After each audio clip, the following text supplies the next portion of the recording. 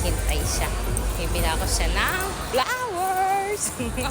Si Mansa rin namin yan, guys. Sabi, he's gonna buy some flowers. Buy. See, they have here.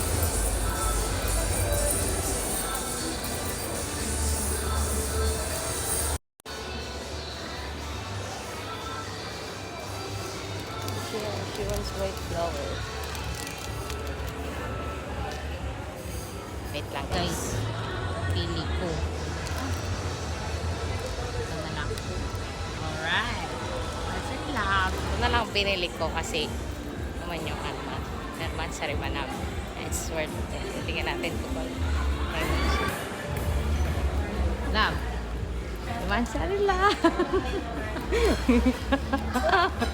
Naman sa rila.